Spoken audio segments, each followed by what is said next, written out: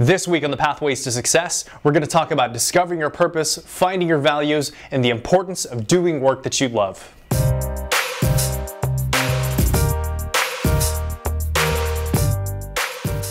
Welcome everyone back to another episode of the Pathways to Success podcast. We are in for a really big treat today because we have Calvin Carter, founder and CEO of Bottle Rocket Studios, back on the podcast. How are you, man? Doing great. How are you doing, Julian? I'm doing really good. I'm doing really good. So I was really excited about this particular episode because when we had you on the podcast last time, we talked about your entrepreneurial journey and, of course, the origin story of Bottle Rocket Studios. And the fact of the matter is you have created incredible results with your life. And to me, results are the name of the game. And today, we're going to be talking about your ideas, because it's my opinion that, you know, it's your ideas acted upon are what creates the results in your life. So you've actually shared this with me. It's sort of a codification of ideas, sort of a 10 points, kind of in the form of a countdown. So just for some background, like, what do you call this? Like, what was the background behind this? Who's this for? What is this? Give us some history behind it. So I was asked many years ago to for a school group that was interested in just things I may have learned along the way, and I was kind of honored. So, like, why would anyone be interested in what I've learned along the way? And so I sat down and I started sketching out some, thoughts about what I might talk about. And because it's Bottle Rocket and everything has to do with something about rocketry and whatnot, I thought a countdown. I thought, the 10-second countdown that is heard at before a launch would be a great way to approach it. And I like the fact, I like concise, finite lists of things that you kind of know when something's going to start and something's going to end. So it was basically me sitting and reflecting and pulling together things that that I think that I've just learned along the way through the school of hard knocks. So you originally developed this for students, but who else do you think, now that it's had some time, Oh, I've talked to in groups of business owners, groups of executives. I've used it for MBA classes and all sorts of other audiences. I've used it in professional, personal, other areas, and I find it to be fairly universal, because these are things I've learned, being a human on the planet Earth, working with other humans and trying to build things together. And I think that's common across every single person. Gotcha. Okay, cool. Well, let's kind of jump into to number 10, Calvin, if we will. And that is figure out your values early on, share them with everyone you meet. Yeah, so I was very, very lucky to have a friend in my life named Rand Stagen, who has built a wonderful business called Stagen. And so I think I was probably, I'm thinking in my late 20s, early 30s, when I had an opportunity through Rand to sit down in one of his programs, to sit down and really think about my personal values and what was important to me. And doing that was so unbelievable, and I'm still working on them today. So if I could have told, if future Calvin could have looked back into past Calvin and said, hey, when you're 15 years old, hey Calvin, figure out your values early on. I might not have completely understood it, but it would have kind of stuck. And then when I was 18, when I was 20, etc., I think the earlier in your life that you can articulate the things that are going to be the guideposts of everything you say and everything you do and who you aspire to be and who you are right now. The earlier on in your life that you're able to articulate that in a construct of values and purpose and things like that, the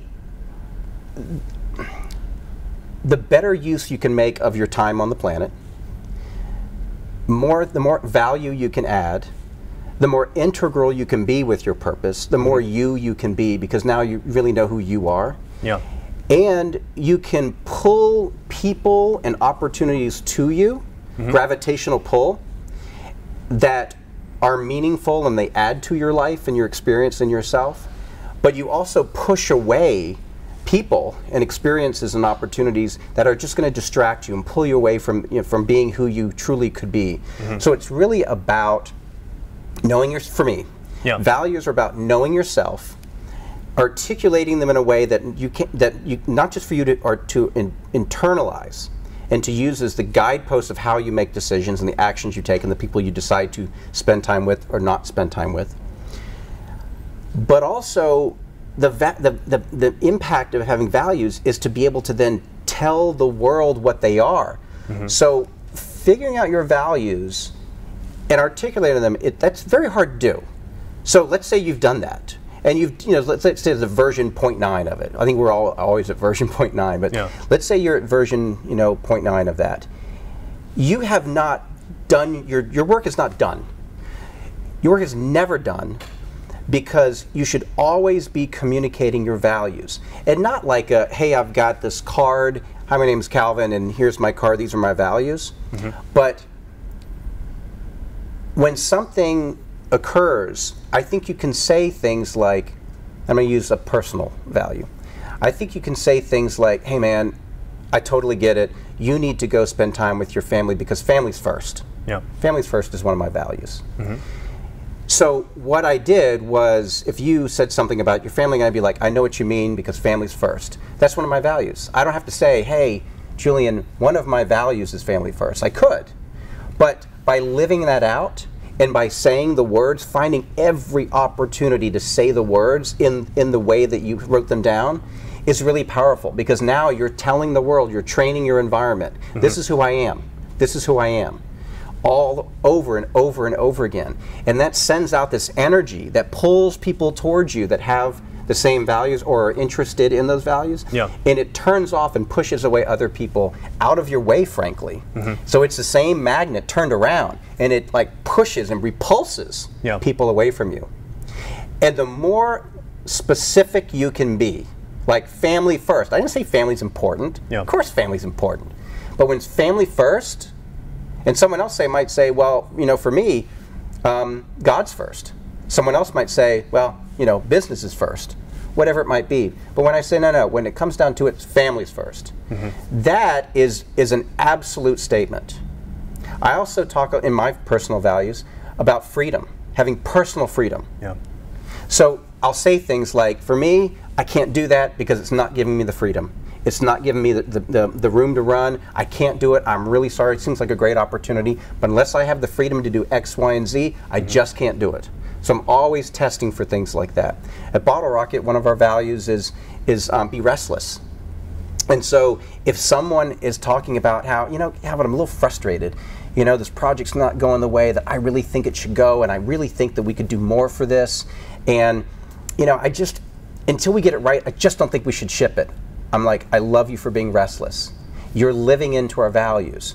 You're a perfect example of what I mean by satisfaction is overrated. I'd rather be a little bit frustrated at the end of every day and know that I care about my work than not give a shit and be driving home being like, well, I care. Someone else's problem. I'm totally satisfied. I want everyone to be a little bit frustrated, a little bit restless, because that means that they are truly passionate and care about their work. Because we all get frustrated about the things we care about, deeply, deeply, deeply care about. The highest sources of anxiety and frustration come for the things we love the most.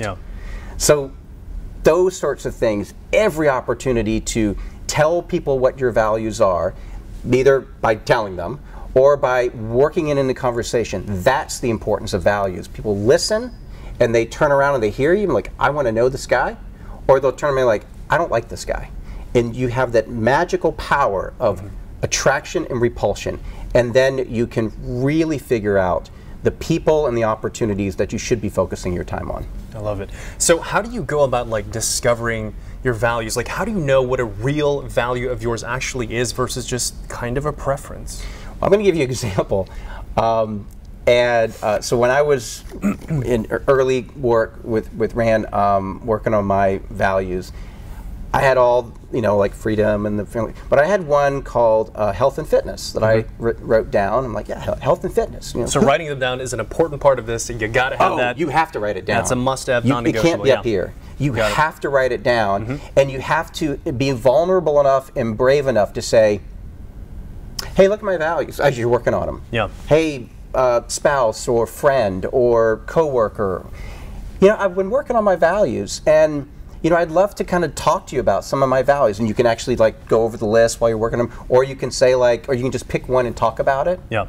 Like, I'm really into health and fitness, so let's talk about health and fitness for me. I kind of got sidetracked.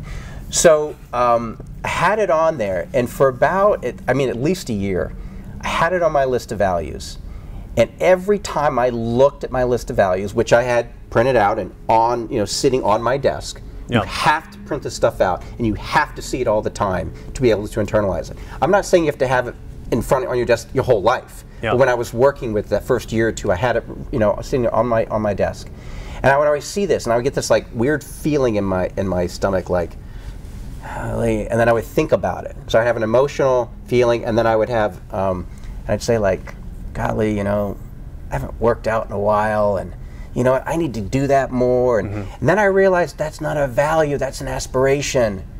That's an aspiration. I want to be healthy, I want to be fit, and I'm not proud of this, but at the end of the day, I'm willing to let that slide. Yeah. And it's true, in my life, I make decisions all the time that prioritize other things, other valuable things. Yeah. And I do not prioritize health and fitness. I'm not proud of that. Yeah. But I'm more integral by admitting that. Yeah. So I need help with that aspiration, and so I will go seek professionals whose value is health and fitness, such as a professional trainer who loves health and fitness. Yeah. And I would give over my aspiration to them and say, please help me, because this is your value, possibly even your purpose. Obviously, clearly it's a value of yours, but it might even be your purpose. Making other people healthier might be your purpose. Holy crap, why wouldn't I want to hand over that part of me to someone who's holds it as a value at a minimum, and potentially even that's their gift. That's their gift to the world. That's their purpose. That's why they're here on the planet. So really knowing what you truly care about, is what is how you start to suss out your values. The freedom thing. The freedom thing I came to that conclusion, frankly, and values, by the way, I believe they're in you already. Much like a archaeologist will do a dig. Okay, now we got to. So real quick analogy. Cool, much like, okay, the archaeologist is going to do a dig, like dinosaur dig, right? They're looking for dinosaur bones, and they're probably like moving dirts with shovels and things like that. And then it's like, dink. Okay, hold on. Let's get the smaller shovels out, and then let's get the little toothbrush brushes out, and to really find to really find it. But it was always there. The bones were, they're there. So the values, your purpose, it's there. The rough thing about life is you didn't come with the little tag on your toe when you were born that says, hi, my name is Calvin, these are my values, and here's my purpose. Wouldn't it be great? Because you could start living into your purpose and living by your values day one. But that's not how life is. It's not how it works. So we have the challenge, if not the opportunity, and I feel the obligation to spend time on ourselves, reflecting ourselves, and being honest with ourselves. You might find values that really concern you. Wow, I really am into this. Why is this so important to me? Winning at all costs could be a value for someone. I try to live my life where for someone to win, someone else doesn't have to lose. That's just a belief system I have. But there's other people who are like, no, I want to win and I want someone to lose. And so for them to get with that and to understand that early on so that they can work with that is better than them always having this problem of not understanding why they do this thing. It's better to just really, really, really open yourself up, articulate it, write it down, cross the ones out that over time you're like, I don't care about those things. Why did I write those down? Those are aspirations. Let me hire a professional to help me achieve those things, and then add the ones, even if they're ones that concern you a bit. Even if just put them on there and live with them. And if someone's working on their values, I would say you're going to pull out a piece of paper and you're going to sit there with the pen, and like an hour later you're going to throw away the piece of paper and say, I don't even know where to start. Just start writing shit down. Yeah. And in fact, there are, just Google, I don't know, ways to find your values, to define your values. There's all sorts of tools, like there's pages and pages of words that you'll circle. Yeah. And yeah, these are the ones that get me excited. And then there's pages and pages that, oh yeah, these are the ones that get me like, ugh. So it's energy adding and energy, subtracting, those sorts of things. And then you start to group those things. You might have like 30, and then you start to chunk them and group them together and put them into groupings and in categories, or families, if you would, of things that stick together. Yeah, usually you're going to have, let's see, 5 to 7. Let's just say, I say 5 to 7. I don't know if that's like that's the right answer, but I'll just say 5 to 7. 5 to 7 are going to emerge. More than 7, and you're not going to remember that. 5 to 7 are going to emerge, and then they're not just a word or two. You usually have a little statement afterwards, like I'll say freedom, and then I might say something like, freedom in how I spend my time, who I spend, where I go, and how I conduct myself, or something like that. Temporal and personal freedom is important to me. So there might be like a little sentence afterwards that kind of explains it. Yeah. And it's a sentence that resonates with you. Do not care if it you have to be okay with not caring if your values don't resonate with someone that you love or respect. Yeah. So if my mom or dad came in and said, I don't like that value, I'd say, too bad. Yeah. It's my value. Do you think you can control the things that you value? Like, can you change them? Because they're either kind of there or not, right? Yeah, so I do believe they are in us. Yeah. But there are certain life-changing events that can alter, inform, and sometimes change dramatically your values. Usually not all of them. Usually like 1 or 2. So I don't think I would have written some of the values down now before I had kids. So before having kids, before Kid Calvin and post Kid Calvin, slightly different value system, primarily the same, slightly different. But major events, life-altering illnesses, marriage, divorce, having children, a death that is very close to you, a very tragic, like truly tragic experience. Those sorts of things will, and who knows, and who really kind of, to some degree it's academic, but those things might surface something.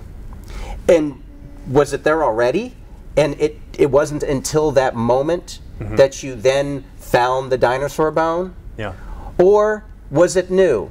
Who cares? It's now important to you. And if it's that important to you to put on your value list, pull that value list back out. Yeah. You can take one off that you don't feel good about, and you can write one on. They're your values. They're not the piece of paper's values. They're your values. They're yours to take the time to create, to edit, and to work on.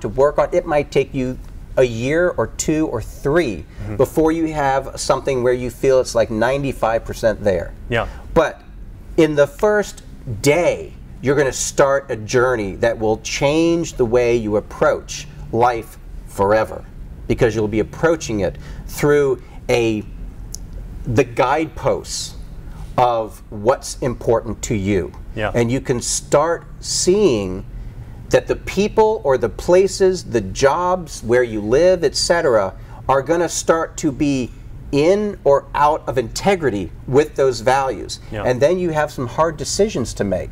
There's people in my life that aren't in life, that are not part of my life anymore because they don't fit into my values. Yeah. They are so far outside of my values that I can't spend time with them, because if I do, I'm dishonoring my values. Wow.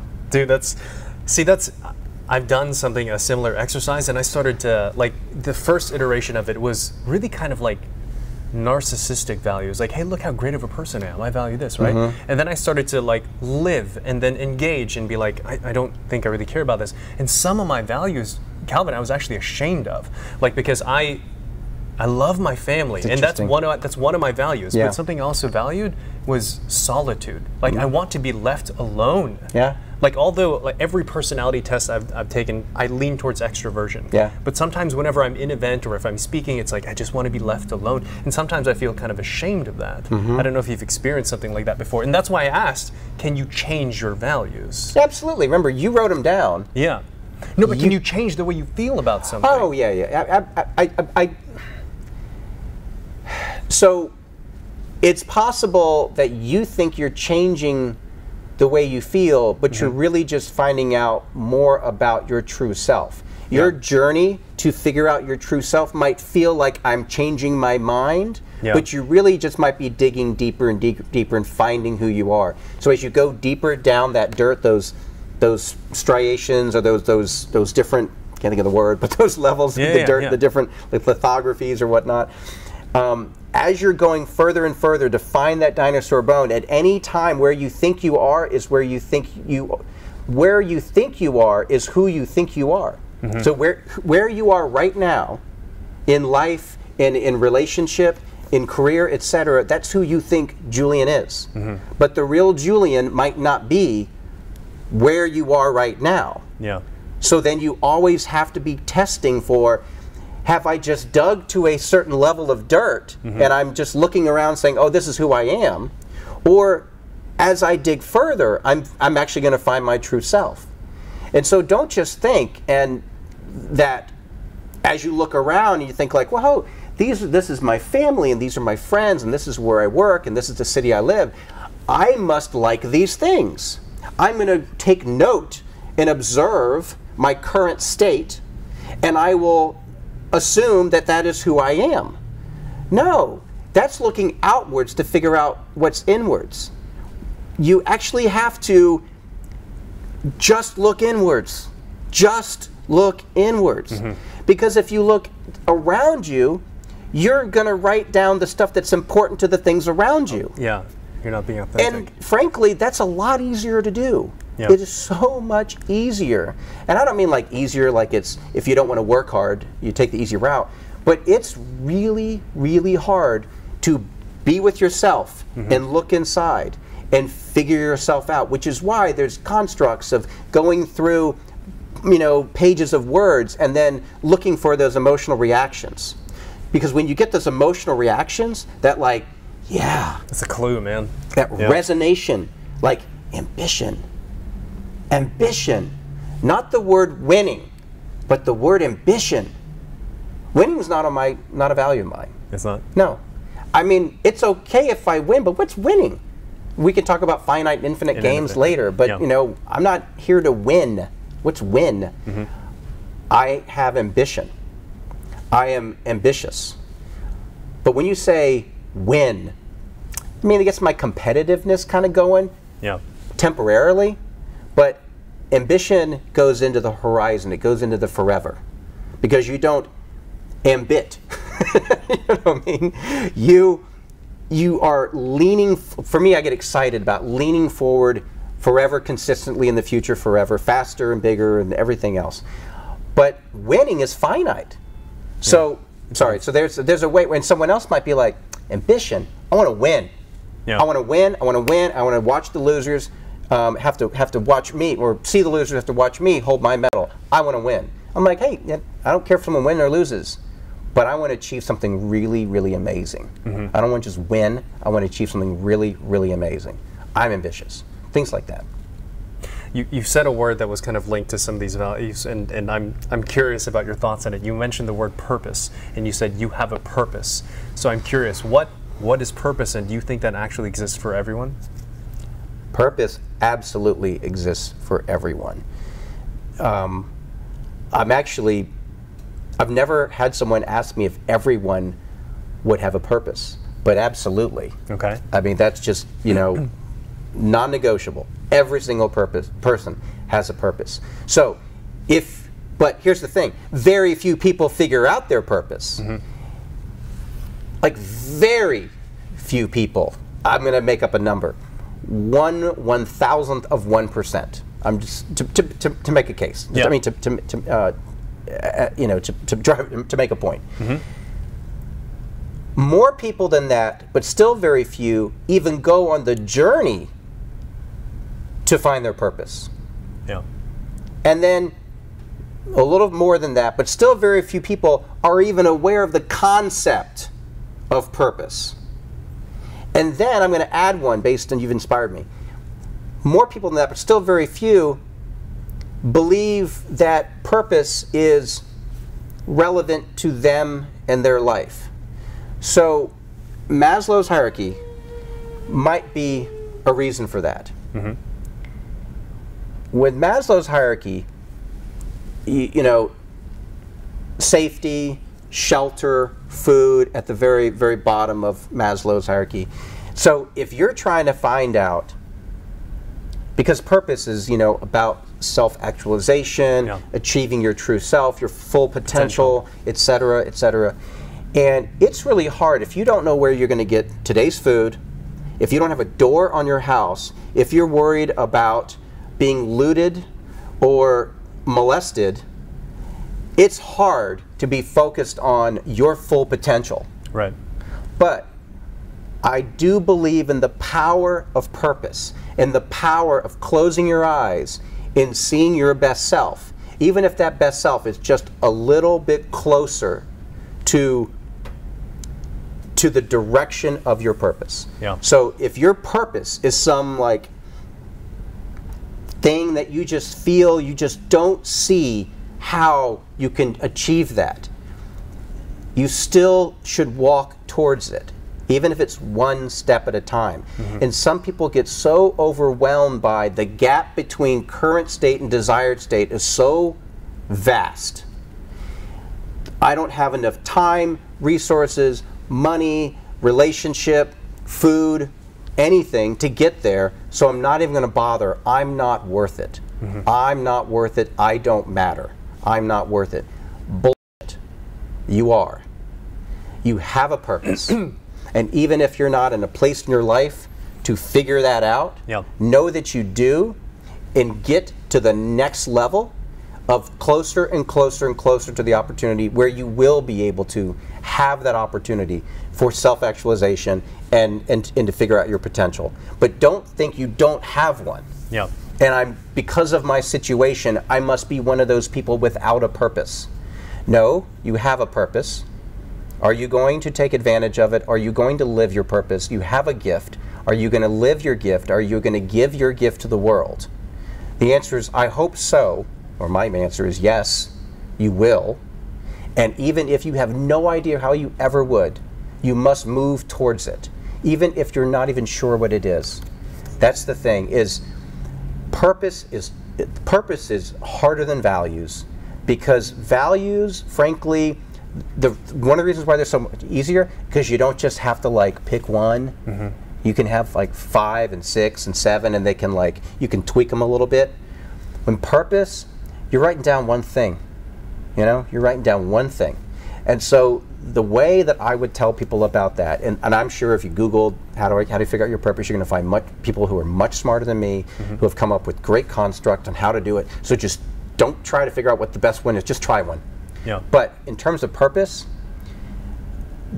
someone taught me this a while ago, and they said, they're like, just start, trying things and live with it for a little while and just see what it's like. And they said, if you're at the department store and you're trying a pair of pants, just try it on. You're not buying the pair of pants. Yeah. You don't have to walk out in public with them. Just try them on in a dressing room and look at yourself in the mirror. And then maybe, if you think they look okay, you know, they're not terrible, they kind of fit you, maybe invite a friend into the dressing room and see what they think. And if they like, you know, and then maybe walk around the store. Like, hey, you know, feeling pretty good, you know? And then maybe buy them and then wear them once. So the idea is just start writing it down, start articulating it, start saying it to yourself, put it on the you know, your desk, and be willing to say, nope, not it. But pull out another piece of paper. Because when you said not it, there's something that happened inside of you that you have to capture immediately. Yeah. Because it might just be a tweak to the thing. I'm at 46 years old, and I'm coming to this realization that I might have a better way of articulating my purpose. I'm not saying I'm changing my purpose, but I think I found words that are more meaningful to me and how I am going to share and articulate and my purpose to the world. And I'm very excited about it. Let's hear it. What is it? That was not I realize now I'm on the hook. I was not planning on talking about this, but for years, many years, I have been working with the word build. So for like 20 or more years, I've been holding on to build beautiful things I love. So build is an important word there. Organizing things, reducing entropy, reducing entropy, decreasing chaos, increasing organization. So building a house, building a family, building a business, building a career, building an app, building a thing.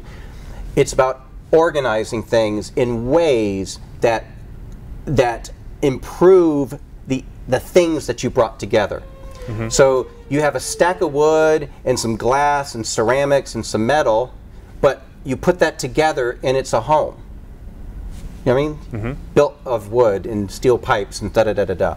So you have organized, you have built something of great value, much more valuable than the individual pieces that went into the thing. A team, when you build a team, that group of people is more effective, more powerful, more whatever, than the individuals that went into it. Because that team and the teamwork and the shared values and the singular purpose and that momentum and the drive and that energy and the relationship and all that stuff that exists between the humans, between the teammates, that's the valuable thing. Born to build beautiful things I love. So born is very absolute. I'm born. Yeah. You're born one time.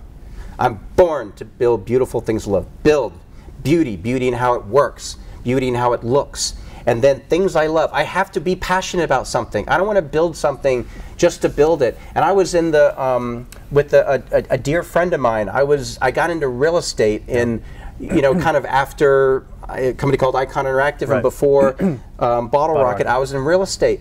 I was building stuff.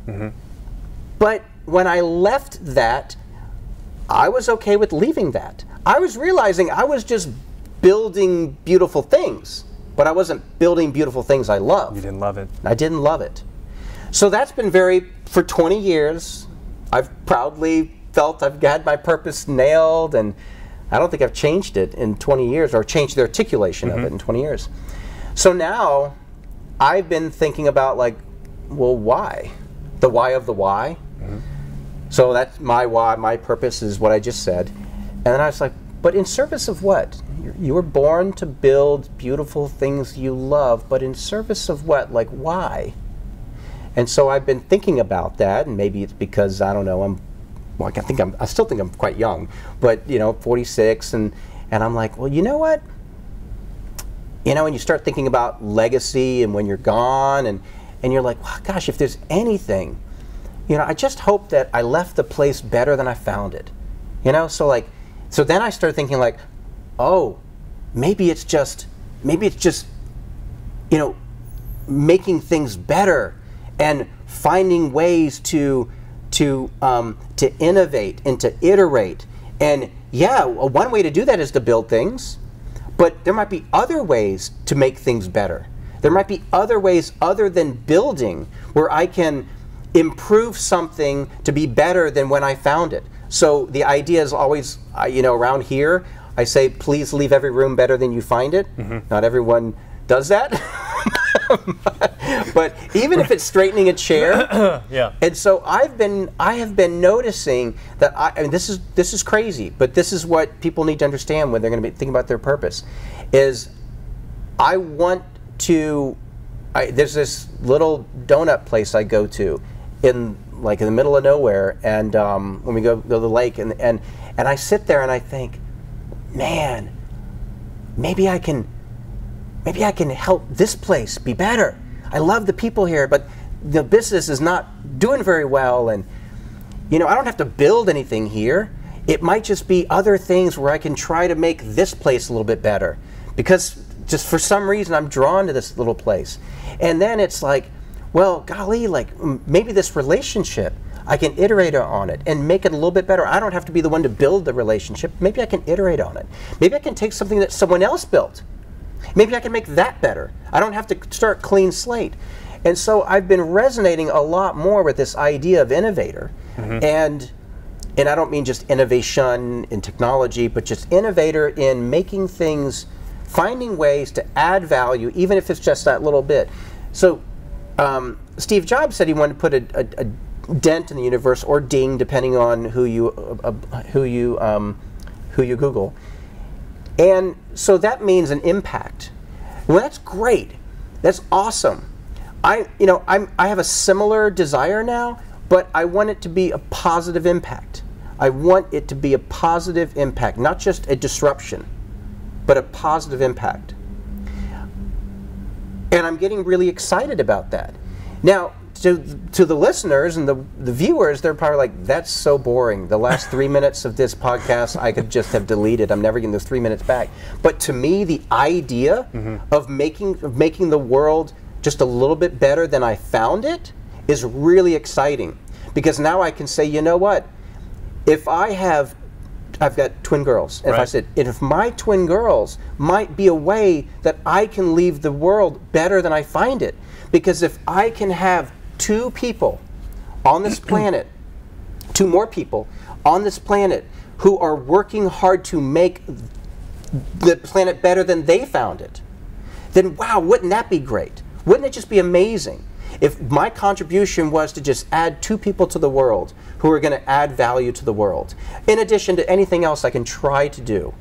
And if I can, in talking with the friend and they might be sharing something, I might have a different frame of reference to give myself permission to say, I want to share something with you that's really private, but I'm hoping that by sharing this and being vulnerable and telling you a story that might help you through the challenge you're talking about, if that helps, then awesome.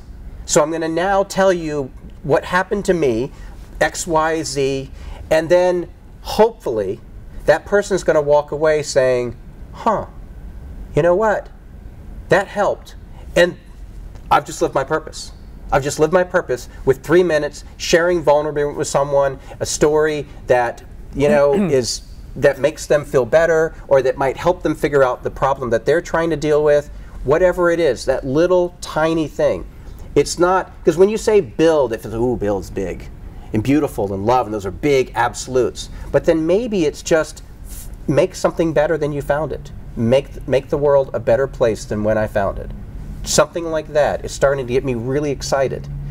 Now, it doesn't mean that my purpose has changed. It might just mean that I've learned how to articulate my gift better to the world than I had before. Purpose is important, is what I'm getting. Purpose really from is you. vital, man. Yeah, no, absolutely. If you're gonna reach your potential, if you're gonna live the life that you've been given an opportunity to live, I believe you must first be aware of the concept and the power and the vitality of purpose. And number two, you must get on the journey of it, and you must give yourself permission that being on the journey is good enough. You can be on the journey for 20 years, 30 years, and I'm okay with someone saying, you know, Calvin, I've been trying to figure out my purpose for 30 years. I'm okay with that. What I'm not okay is someone saying like, I don't think purpose is important or relevant to me in my life. I don't understand it, and I don't think it's important. Or I don't think, today, I don't think I'm worth a purpose. Bullshit. Purpose is vital to everyone. Unfortunately, a lot of people don't get that. How are you going to instill this idea into your kids? How are you teaching them to find their own purpose? So, I'm not going to suggest that I've got this figured out. Sure, I'm just going to tell you how I do it. I'm just curious, yeah. Some super smart doctor type is going to be watching this video being like, oh my gosh, go to my website, I have a much better way to do it. So, I believe kids download constantly download. They're little sponges. So early on, my kids need to find their own purpose. I'm not going to say that I'm going to tell them what their purpose is. They need to find their own purpose. But getting them focused on, let's call them singularities, if you would, like singular things that have imperative and importance, is, I think, a concept of that. So what I can do is I can own for my kids and tell my kids about what it's like to, what being a Carter is. Because I can own Carter. Kelly and I can own Carter, and we can say that to our kids. And I was like, Carters, I don't point at my kids when I do that. I don't know why I'm pointing at you, man. I'm sorry. That's cool, man. They like to go new places. They like to meet new people, and they like to try new things. And that concept that a brief, well-articulated, concise package that is easy to understand, easy to internalize, easy to report back, easy to tell others, easy to understand, and easy to see in the world, that's what I'm doing. So I'm saying, like, and I'll say to my girls, you know what Carters do? And they'll say, go new places, try new things, and meet new people. And if one of my girls is being shy in meeting new people kind of thing, I'll be like, meet new people, sweetie. Just meet new people, right? This is an opportunity to meet new people. Now, it doesn't mean she goes, oh, that's right, and she just walks over and meets new people. But internally, I'm assuming she's challenging herself, like, it's core to me. I've heard this since I was born, that as a Carter, I meet new people. So I'm challenging her. I'm almost forcing her to deal with that. Now, later in life, she can throw all this away as she goes into adulthood and she becomes a young woman and she's finding herself. Her brain is fully developing. It's not fully developed. Her brain is fully developing, and she gets out of her teens and her 20s, and she's meeting new people and having great success and terrible failures and things in her life. She can then start her own journey for her singularity. That's hers, not the Carters, but hers. Yep. But she's introduced at early age that those things exist. And at different times, I'll say, this is really important to Daddy. Why, Daddy? And I'll explain. Or, why did you do it this way? Well, da-da-da-da-da. And I'll explain. I'll turn to my values, and I'll turn to my purpose. And I might say something like, did you know that that was Daddy's purpose? That Daddy's purpose is? Wow. Like Daddy's really proud of this. Why are you so proud? Because in current language, the purpose statement that I currently have, not this new one that I've been describing on the video today, we like, because Daddy's born to build things. Daddy likes to build things. He likes to make things. Things that, of course, by then they're like, but they got it. They're downloading it. Even if they're not looking at you, they're listening. That's the thing about kids. Even if they're not looking, they're listening. I like that one. If they're not looking, they're still listening. They're always downloading. Which parents, if you're, mute the commercials. Find ways to get rid of some of the commercials with your kids, and then right at the time when you go from the kid time to I call it the murder hour, because it's like within the first 30 seconds of like 9 o'clock TV Central Time, there's a murder, like Law and Order, etc. Those sorts of things.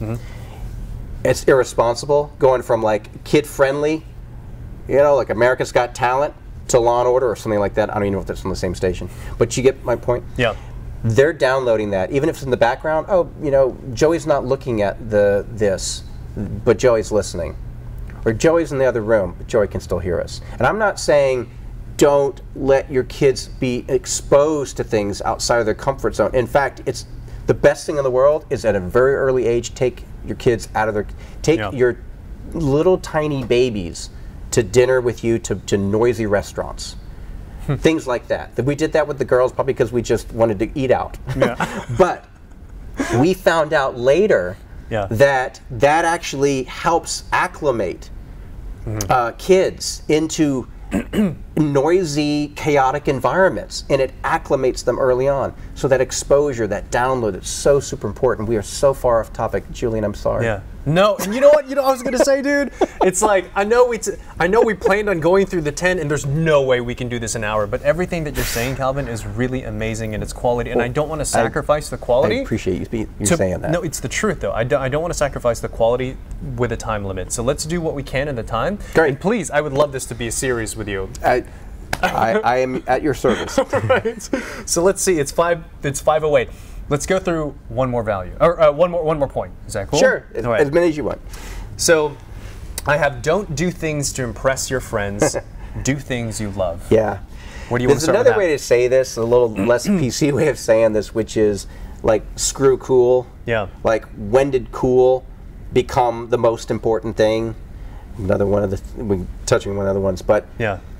So I don't know if this happened to anybody else, but when I was a little kid, I really would just do what I wanted to do, how I wanted to do it, with who I wanted to do it, for as long as I wanted to, well, as long as my parents would let me do it, you know, I would just do it, and I would just keep doing it, keep doing it, keep doing it.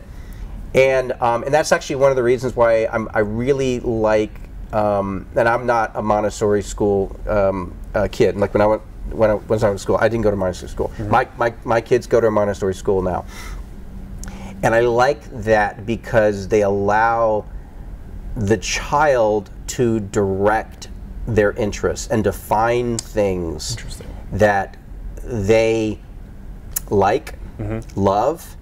And if you love something and you keep doing it, you get really good at it. You get really good at something, you build confidence. And when you have confidence, you have a whole new approach to the world. Because without confidence, without self-esteem, without feeling like you matter and that you can make a difference in the world, whatever way that is, without that, you go inwards and you don't think you're good enough and you pull back and you kind of lose the opportunity to be your best self. Yeah. So at a very young age, a Montessori kid will get really good at something. Like crazy good, kind of like the 10,000 hour thing. Yeah. Maybe not 10,000 hours at something, but they're going to get really good at something and they're going to feel good about themselves. Because think about the life of a kid. You did this wrong, you didn't make your bed, you didn't tie your shoes, you didn't eat your greens. I mean, everything is like, I'm not doing anything right. And they just understand that to be like a normal state. I'm a kid. I do everything wrong. I'm a kid. My parents have to tell me to do everything. I'm a kid. My dad has to zip my jeans. All this stuff. We overparent like crazy. So Montessori allows a kid to start directing what they want to do. And then they get good at stuff. And they build confidence. They become independent. I'm sorry to turn this into Montessori. One more thing about Montessori. Because this is about Montessori. I hope people are can find a way to pull this outside of just early elementary school education. But when I went to see like the tour of where my kids go to school, I was taking the tour to kind of see if maybe Kelly and I want to send our kids to the school. Our kids go to Alquin, it's an amazing school here in Dallas. And I saw two little kids, one a little older than the other. One was, I'm going to make this up. One was, let's say, 4, and one was 6, or maybe 3 and 4, but very young. And they were holding hands, and they were walking down the hallway, and they walked outside the building and kind of, still on campus, but they were kind of walking across the courtyard or whatever. And I turned to the guide, and I was like, oh, 2 got away. And they laugh. They're like, no, it's not a prison, Mr. Carter. And I was like, well, no, I don't mean that way. I mean, like, you know, but they left the class. I mean, where are they going? Right. They said, well, this is how we do things. Is one kid is older than the other, and is in charge of the two of them, and they're going from their homeroom class, and they're probably going to PE or music class, and they're going to walk across the campus. Yep. And I was like, well, how do they know where to go? I was like, well, because the older kid used to be the younger kid. Last year, they were being led by an older kid. Interesting. And this year, they're leading the younger kid. And I was like, imagine that. Imagine at such a young age, you're in that. Control. You're the leader. You're the leader at 4 years old of a 3-year-old. And all you're doing is going from your homeroom to the gym, and you walked that, you know, 3 times a week for an entire year, the year before, being led by someone who did that, you know, that many times the year before. So it's almost that like, it's the 10,000 hours of how to get to the homeroom to the gym. I became an expert on how to get from the homeroom to the gym. Let me show you where it is. I don't know where the gym is, Joey. I do. I will show you. I'm a little scared. Are we supposed? I'm not scared. I'm confident. I know where to go. I can take you there.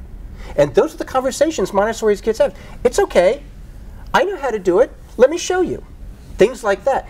At such a young age, to be able to finally do something right on your own, that's amazing. It's very empowering. That's like a big damn deal. Yeah. That little tiny thing. And then like to be able to do that like 10, 20 other times a day in different ways, and like, hey, we're going to make lunch and it's okay, I can help you.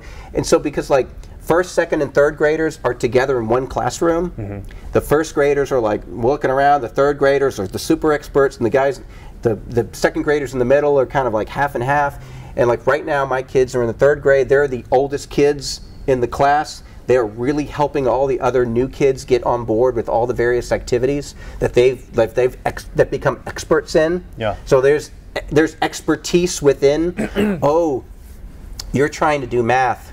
Let's get Kaden over here. She has spent so much time on math because she's self-selected into more math stuff.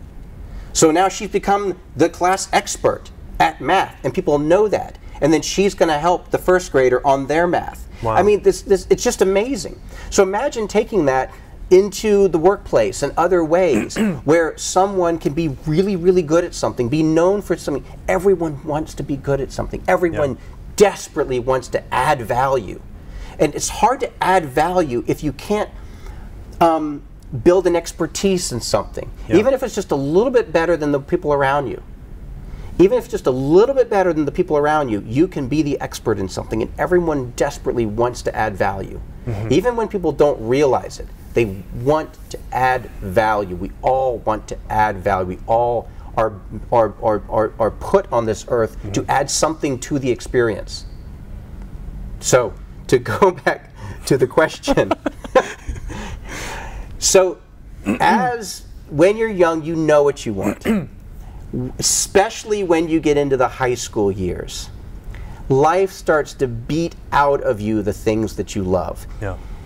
You start to get ridiculed for doing this or doing that, and so eventually you learn to survive, I just need to fit in and fade away. Don't stick out. I might get hit, I might get bullied, I might get pushed around, I might get made fun of, someone might laugh at me, and because we are still developing, you know, we're not 40 years old looking back saying, oh, that shit mattered. But we're in that moment, that's everything. And our brains are still developing as we're teenagers. And we're still in this very reactive state where like everything matters. And I mean, imagine a teenager saying, I mean, every parent of a teenager, and I'm not one yet, but I hear about it, will report, oh yeah, my kid thought they were totally in love with that person. Like they would die if they weren't that person's boyfriend or girlfriend or friend or whatnot. Like, my life is over. My best friend is now best friends with Carol instead of me. My life is over. Those dramatic absolutes and extremes. So you're in that mode of life, and the physiology and the chemicals and everything is like, we're going through major building block work in high school. So you just learn, fit in, be cool, try to be cool, do what the cool kids are doing. Whatever you thought was important clearly isn't important, because it's not important to the people around you. And now you're part of a group and a system. And all of a sudden, being cool and caring about the stuff that others care about is more important than you. And it's also why people make some really fucked up decisions in high school, and they start to like hang out with people that take them in very dark places. It's why kids will do stuff that later on they're like, I can't believe I survived that. College too, but high school is the real meat muncher. Right. College at least, and for college for me, I could start being myself again. It was really weird. It's you know, in high school I look back and I, you know, frankly had a fairly pleasant high school experience. Yeah. You know, I think I was one of the lucky ones where I went to a school where, while there was like cool and uncool and all this other stuff going on, for the most part people were fairly decent to one another. It was not one of these meat muncher high schools that are really screwing up our kids right now. Yeah. But even then, looking back, when I went into college, like I immediately went back to the things I was doing in elementary school. In elementary school, or up until 8th grade, I was totally into computers, just relentlessly into like computers, and all the stuff around it, and other stuff that I thought was cool. And then in high school, it became, I didn't even touch a computer in high school. I don't know why, I can't explain it. You're into cars, right? I was totally into cars. Yeah. Now, I'm not into cars. I'm sorry, I'm just not. Yeah.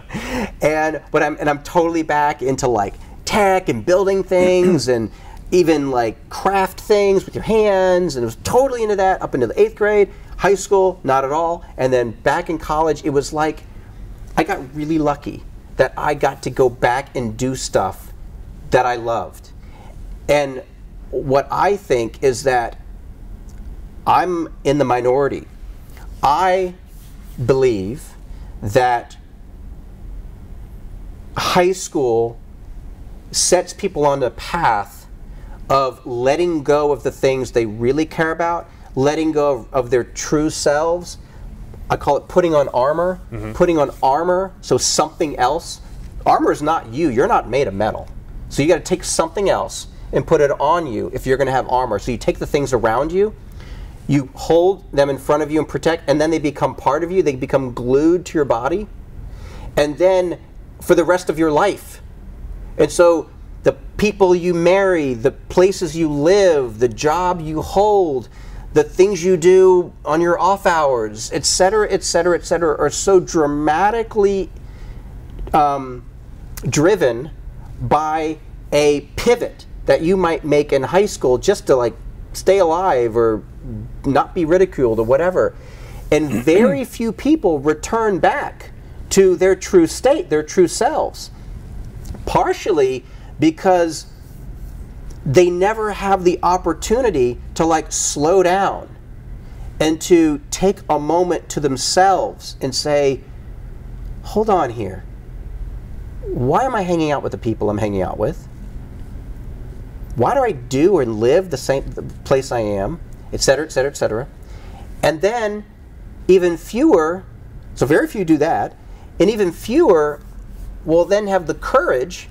Remember when I talked about like self-esteem and courage when you were 4 years old and leading someone to gym? That's a gift to those kids. But later in life, if you didn't maybe have that or some other thing, you don't have the courage, you don't believe enough in yourself, you didn't have those opportunities of being the expert or leading your own life. And so you don't even consider yourself a leader of your life. It's the people and the circumstances around you that are leading your life. You're not leading your life. You're part of this. This is happening to you versus you happening to it. And so by saying by my statement of saying, don't do things to impress your friends. Do things that you love. Don't do things to impress your friends or your family or your parents. Sorry, parents, but at some point you've got to say, this is my life, and I'm going to live it this way. And if you've got your values, or at least you're aware of the concept of values, you're not going to make, hopefully, if you've got your values figured out, you're not going to make stupid decisions. You're not going to be like, hey, it's my life, and I'm going to go, you know, I don't want to insult anybody, like do something terrible to my life, or do something terrible to my body, or do something, or put something in my body that's going to destroy it. You'll make good decisions. You'll make good choices, not decisions, choices, because you have your values figured out. You might not know what your purpose is, but you know you have one, and you're worth one, and you're going to be walking towards one. A cardinal direction is all anyone needs. North Star, that's what you need, right? You don't need every single thing. You need a North Star. I can walk in the direction I know the path, the direction a path is leading. I can use these guidelines and guideposts called values to make choices and decisions along the way to continue to be or pursue my true self. So you got to let go of cool, screw cool. Cool doesn't matter. Now maybe in high school you keep your head down, if you know, so you don't get it cut off. It's unfortunate, but maybe that's how some people have to survive. But then if that happens to you, come back and be you. Come back and be you.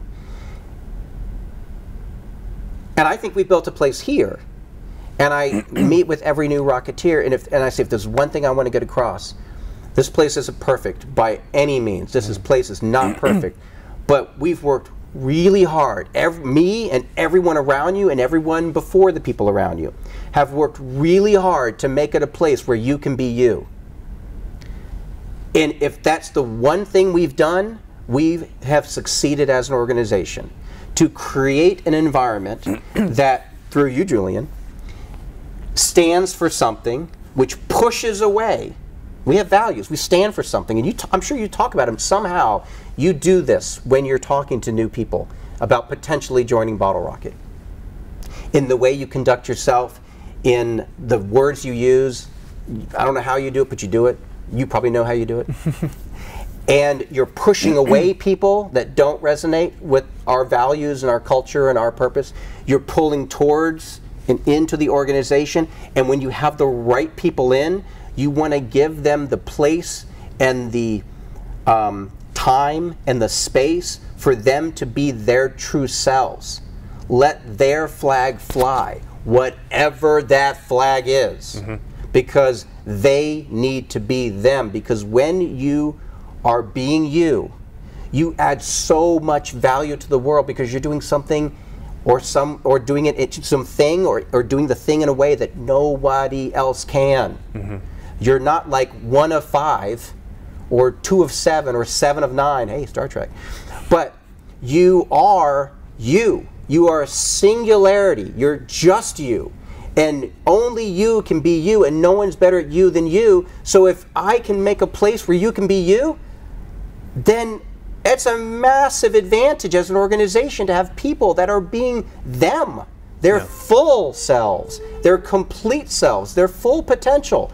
And to be able to create an environment where people feel at least somewhat comfortable, start taking that armor off, little by little. Some people drop their armor first day. And some people some people take years to let it down.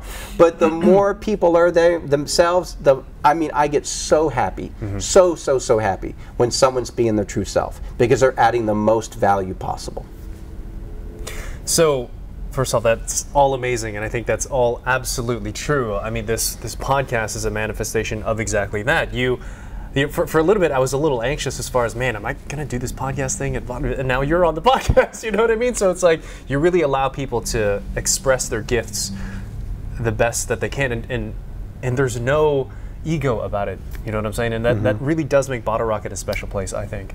So, so Calvin, close us out with the second half of this. And I've heard you say this so many times before, and it's really hitting home to me. This is another manifestation of it. I actually give talks now on this topic, but the importance of doing things that you love. So the way I'll approach the answer to that is I believe, and we can use work if you want, but it's really, truly do things you love in every place of your life. But everyone deserves to do what they love. When you do what you love, remember, what you love is personal. Love is a very personal thing. That's why a lot of people don't like to talk about love, around, and I gave a talk called like bringing love back to work or something like that. Yeah. Where it's like, why aren't we using the word love in work situations more? Why aren't we saying like, I love this, this is amazing, but like, oh, it's kind of weird, it's work. Why are we talking about love? Well, that's just where we work, right? It's like, no, you're just working the wrong place, man. If you don't love what you do, then it's okay. It's unfortunate, but be working towards doing something that you love. Always be doing that, even if that's not where you are. But everyone deserves to do what they love. Everyone deserves. Everyone matters. Everyone deserves to do what they love. It's not like, oh, some people get to do what they love and others don't, and I guess I just got the wrong side of the coin. No, fuck that. It's like, you too deserve to do what you love. So either you're not either you're doing the wrong thing, or you're not opening yourself to loving the thing that you're doing. So a lot of people think like, oh, does that mean I need to quit my job? Does, it's like, well, it might, but but your job might be able to be, formed or worked into something you love. And I'll say to the person, are you even open to the idea of having, of loving what you do? And then the person might say like, well, it's a job. Love's for family and friends and your dog and, sport or something like that. I'm like, no, love's for everything, like everything. So would you be open to maybe like really loving what you do? Would you be open to the possibility of loving what you do? And then the person might say like, well, let me try that on like a pair of pants. Let me try that on. Let me think about that. And then they might come back and they might say, after you said that, I started to see these projects I had to do as like ways of like really getting into it. And I started like raising my voice in meetings, and I pissed a couple people off. I didn't mean to, but I did. That's pushing away. And then these other people came up and was like, that was amazing. You're a natural born leader or something like that, some, compliment. So like, you know what? I'm enjoying my work better. Great, you're on your way, maybe to love, I don't know, maybe not, but you're on your way to having an emotional relationship, a personal relationship with your work. Personal work, that's like work-life balance, that's such bullshit. Work-life balance, that's bullshit. Just stop trying to balance. I'm sorry if you wrote the book on work-life balance, but it's like, do what you love. And the idea that people sometimes feel like, well, that's just not for me, that's sad. So find ways to work love in, even if it's to your current position, your current job. Someone might say like, hey, listen, I've got this job and I need it right now, and this is such BS because you can't just get any job you want. I want to be a florist. I can't make enough money being a florist as that I need to pay my bills or whatnot. It's like, well, okay, first off, you can find doing what you think you want to do in your life other places. But secondly, why are you convinced that you don't love or can't love what you do right now? Maybe you've never opened yourself up to the possibility of loving what you do. And when you love what you do, you are happier, you are better, you're more pleasant to be around, you are better at what you do. That means you start to build an expertise, which starts to build confidence. You start to become, usually you get rewarded and recognized at work if you're loving what you're doing and you're a positive influence and you're nailing it every time. And why do you care so much? Because I love what I do. Or I'm open to the possibility that I love to do this. I mean, use whatever words you want. You have to use my words. But the idea is to change that frame of reference to you can absolutely love what you do. Even if you don't like doing it now, you can open yourself to the possibility of loving what you do. And it's not convincing yourself that, oh, I love this, just keep saying I love this. No, it's not just keep swimming, fish, I forgot the thing. But sorry. I don't know the song yet. Finding Nemo. It's not that. It's not the forcing yourself, but it's opening yourself. Because when you do, next thing you know, something's going to happen at work, and it's going to take you a little closer to something you love. Because you're going to start to being you. You're going to start to being very, very, you're going to start doing things that reveal who you are. Mm-hmm. And then when you open that up, that like light starts to come out. And then opportunities and people, managers, coworkers will go away that are repulsed by that true you. And then others, opportunities, jobs, careers, promotions, transfers, whatever, are going to come towards you that are drawn to that light that's coming out of you. Mm-hmm. And that might be a change in job within your same employer. That might be the exact same job, but a totally different frame of reference. That might be transferring. That might be a whole new job. It might be a whole new job in a totally different city with a whole new set of friends. I don't know. It's not my journey, it's yours. But start tomorrow and say, I am open to the possibility of having a relationship of love with what I do, with loving what I do. It's not about going from like being disgruntled one day to all being peachy keen the next day. It's not it. It's open to the possibility of loving what I do. That's all you have to do, and the rest takes care of itself. It does. It's weird, but it just does. And if you say it doesn't, because you close yourself off. I guarantee you that if you come to me and you say, oh, it didn't work for me, I guarantee you that we could pick apart every day and be like, oh, yeah, on two Wednesdays afterwards, you closed yourself back up. Mm-hmm. You opened up for 2 weeks, and you closed yourself back up. Whose fault is that? It's your fault. Yeah. Wow. Calvin, I feel like we covered so much ground, but barely scratched the surface in terms of the points. Oh, we got to two. We got to three. We covered purpose three? on the first one. So we talked about figure out your values early on, share them with everyone you meet. That's number one. Number two is don't do things to impress your friends. Do things you love.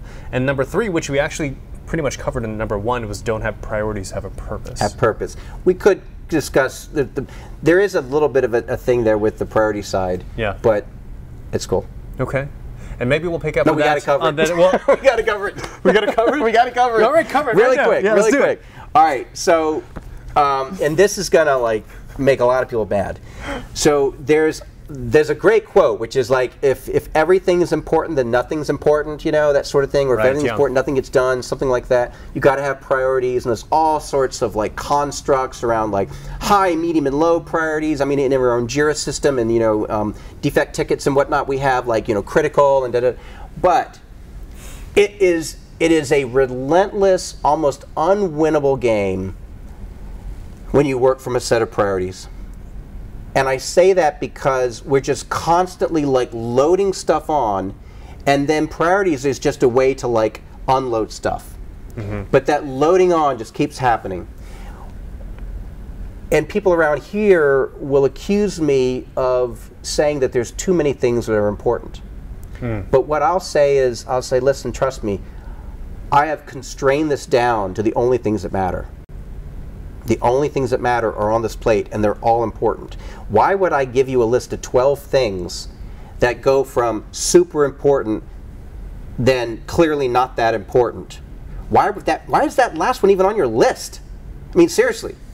If you use your purpose to figure out the things that are important, and then just do all of them, and then anything that's not furthering or feeding into or aligning with your purpose, it's not on your list. So it doesn't need to be prioritized. It's like this immediate way of like letting almost all of your quote-unquote priorities go. and the only ones that remain are the ones that drive your purpose.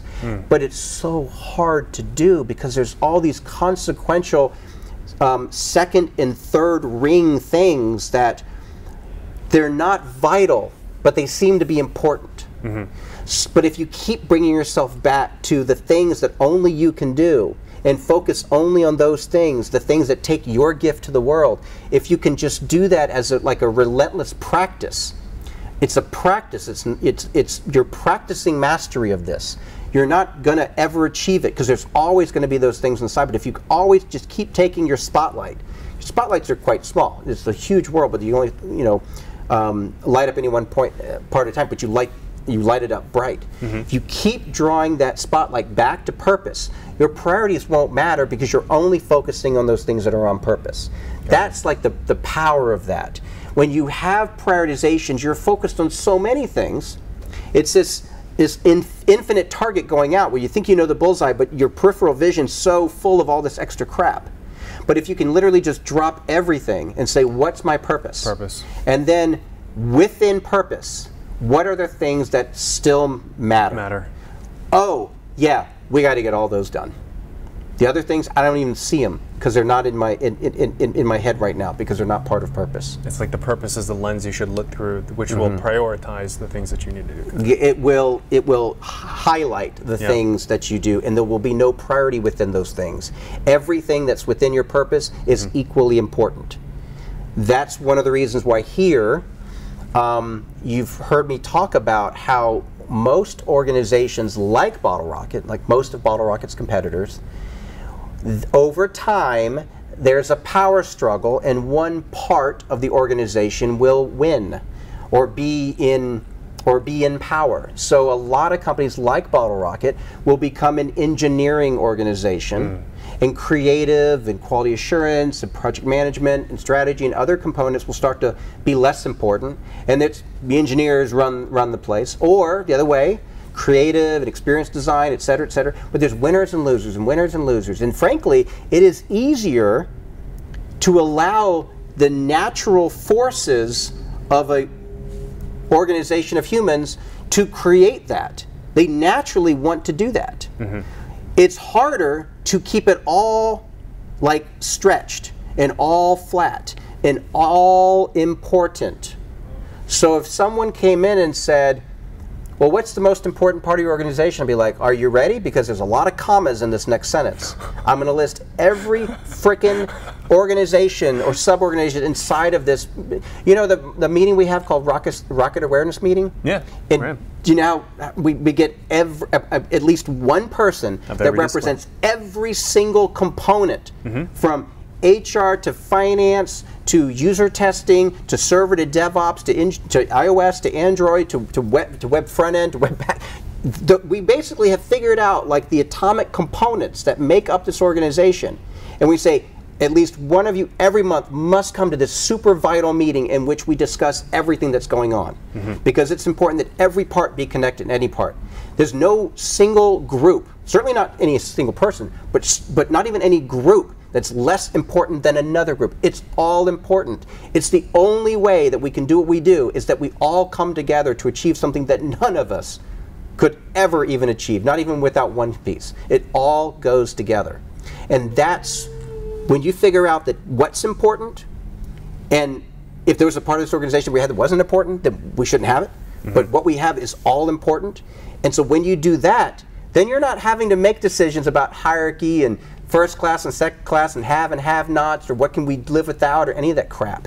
It's all on an equal playing field. Everyone has a seat at the table, and we're all working together.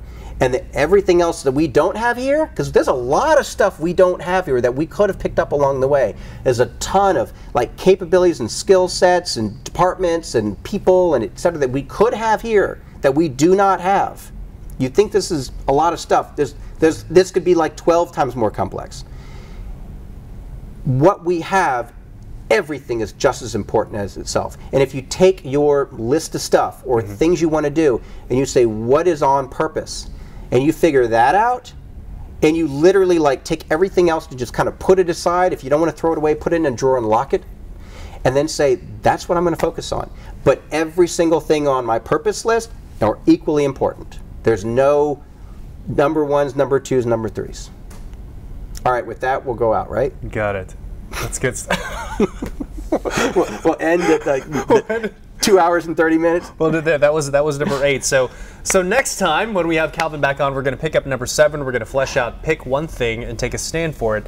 Never give in, never give up, and I can't wait to dial into that. So Calvin, thank you for this. I'm looking very much forward to having you back on to discuss the rest of these items here. What do you want to call it? What do you want to call the 10? Do you have a name for it yet, or is it just the countdown? You just call it the countdown? Yeah, okay, cool. The countdown. All right. But we'll come up with something better. Sounds good. Maybe through this experience, we'll come up with something better. Maybe someone out there can help Make us a comment. Come up with, there you go. See, leave a comment. Let me know what you think we should call this. So thanks again for tuning in to another episode of the Pathways to Success. Make sure to subscribe to the podcast, share this out with everyone you know, leave a comment, and we'll see you next time in the next episode of the Pathways to Success.